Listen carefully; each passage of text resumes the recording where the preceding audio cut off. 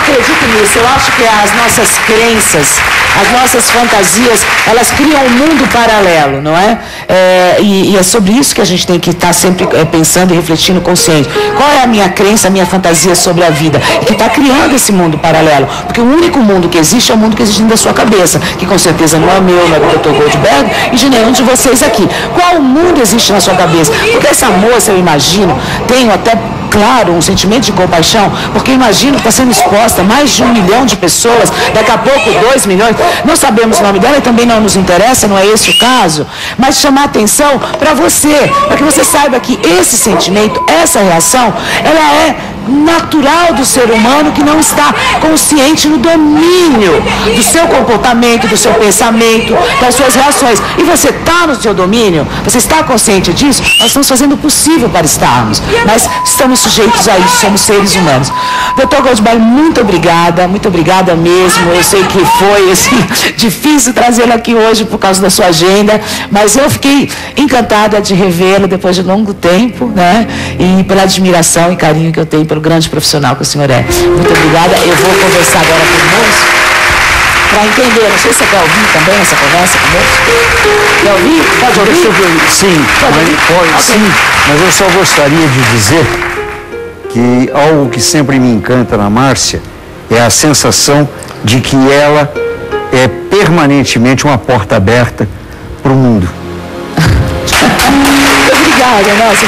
Mas então fica, é bom ouvir o que ele vai me dizer, porque de repente, né, existe uma outra leitura que nós podemos ter. Como nós realmente pensávamos, não tinha nenhum grande motivo por trás disso, e não necessariamente precisa ter, né? O que existe é um mecanismo que a qualquer momento é acionado dentro de nós e que causa esse tipo de reação que é constrangedor, Pedro, eu sei, mas enfim, eu te peço só que tenha tranquilidade para lidar com isso e que perdoe, porque o perdão faz bem para quem perdoa e não para quem é perdoado, tá bom? Exatamente. Na verdade, não tenho raiva, não tenho, simplesmente não aguento mais. Eu imagino que deve ser.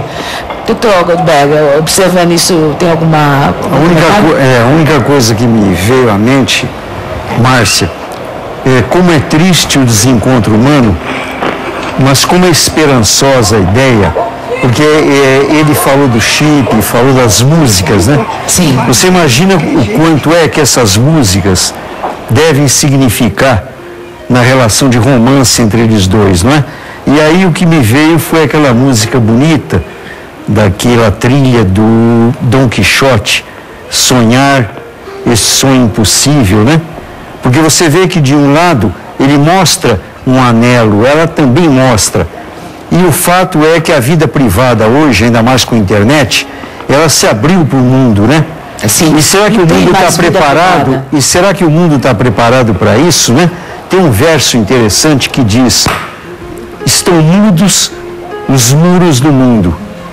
Será que não é o caso da gente permitir que as pessoas possam realmente falar por cima dos muros, por cima da incompreensão e entender que existe uma profunda paixão que nos anima?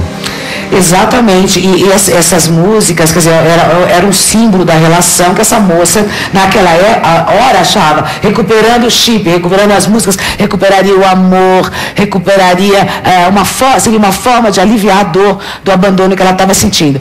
Porque tem várias versões de um julgamento, muitas pessoas levam para o lado cômico, outras levam. Essa moça pode, pelo número de acessos que teve na internet, ela pode ter uma dificuldade de circular imensa daqui para frente, gente, porque nós não conhecemos a imagem dela, mas quantas pessoas conhecem? Os vizinhos, conhecem a avós, e aí, por um momento, como o próprio Pedro, por um momento podem julgar essa moça, e a gente não sabe onde isso pode levar. Então, vamos nos permitir esse ato de inteligência e não julgarmos essa moça, é o que eu peço para vocês. Muito obrigada, doutor. Eu acho que a gente, de alguma forma, ajudou a entender melhor por que as pessoas ficam... Eu digo que as pessoas ficam curiosas somente pelos espelhos. Nada que não é um espelho me chama a atenção no outro, não é? Então, todos nós que ficamos tão curiosos por isso, é porque estamos vendo ali a nossa própria agressividade, que nós sabemos existe, e temos medo que apareça e não sabemos como lidar. Nós sempre estamos vendo no outro o nosso próprio espelho.